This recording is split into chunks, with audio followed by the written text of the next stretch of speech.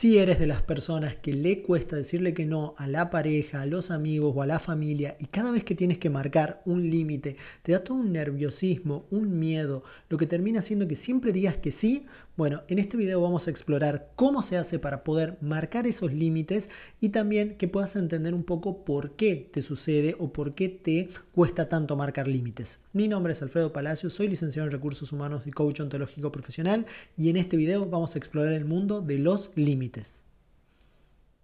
Lo primero que tenemos que hacer es entender que un límite es en las relaciones o en los vínculos una declaración en donde tomo contacto con el otro, puede ser mi pareja, mis amigos, mi familia, etcétera, mi jefe, y le hago saber que de seguir con el curso de acción que está llevando a cabo, sea que está haciendo algo o no está haciendo algo, ese accionar me está lastimando de alguna manera y eso pone en riesgo que sigamos construyendo el vínculo con esa persona.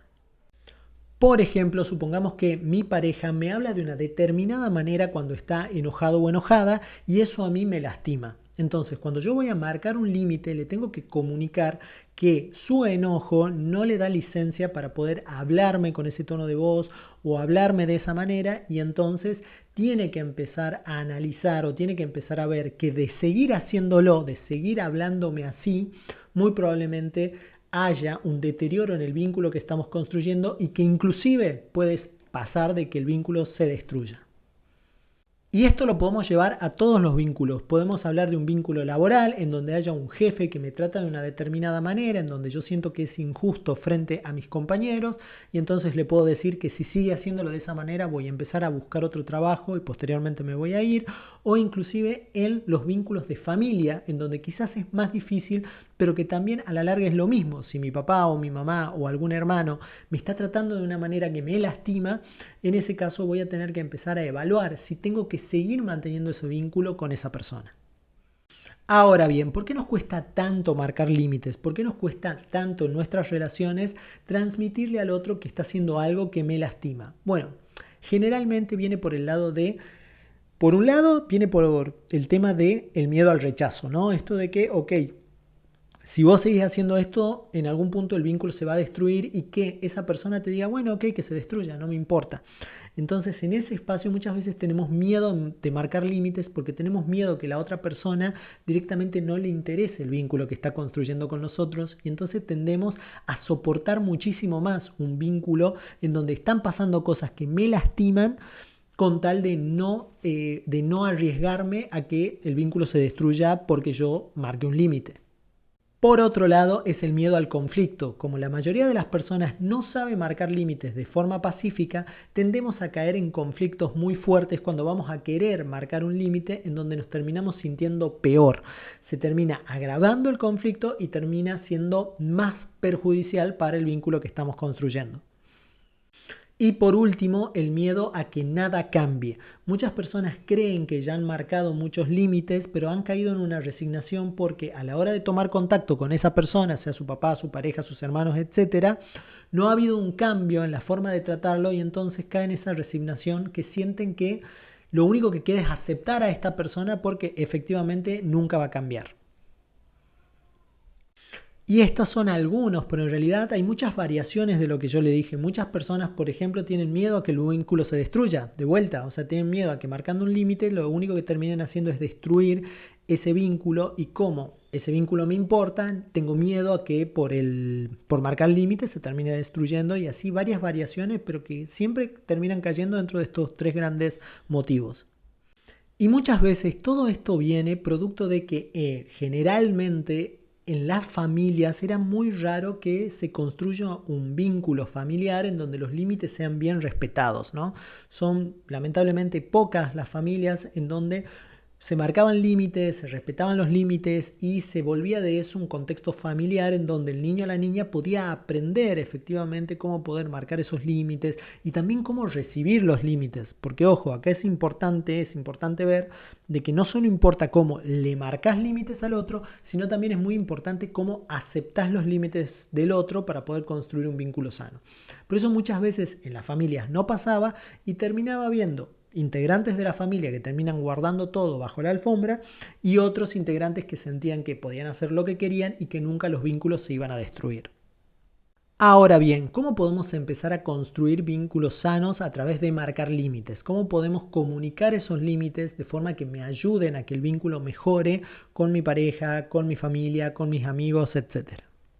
El primer punto, y quizás el más importante, es el que tenemos que entender que todo vínculo sano tiene límites que son aceptados. Porque por más bien que vos marques los límites, si de la otra parte no están dispuestos a aceptar ese límite, todo va a ser en vano y tenemos que estar dispuestos a poder renunciar a ese vínculo en donde no van a respetar nuestros límites.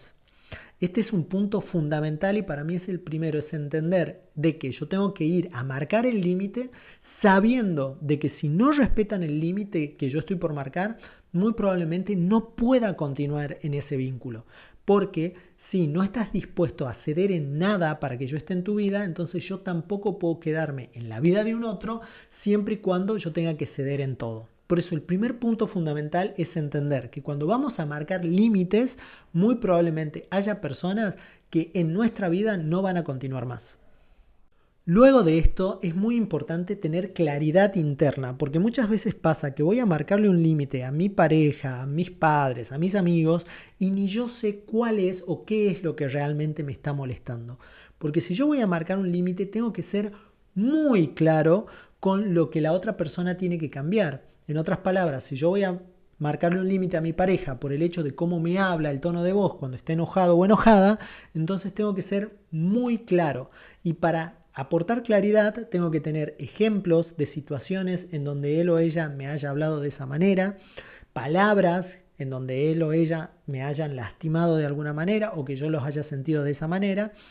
Y también en algún punto tengo que tener claridad de qué me hizo sentir. Me hiciste sentir menos, me hiciste sentir miedo, me hiciste sentir esto, me hiciste sentir lo otro, para que desde ese espacio puedas darle información buena,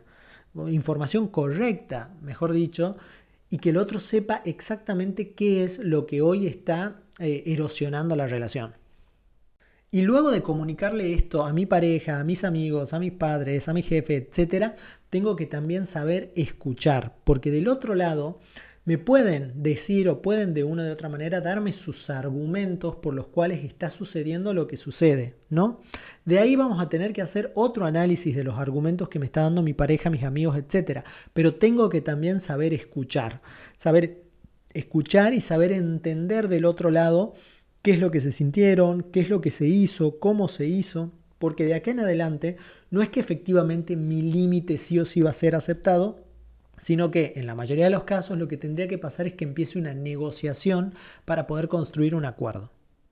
Que en otras palabras es, yo ya te dije lo que efectivamente me molestaba, tú me dijiste cómo lo estás viviendo y por qué es que te comportas de esa manera, y de ahora en adelante como personas adultas tenemos que construir acuerdos para que de alguna manera podamos sobrellevar esa situación. Por ejemplo, si a mí me molesta cómo vos me estás hablando cuando te enojas,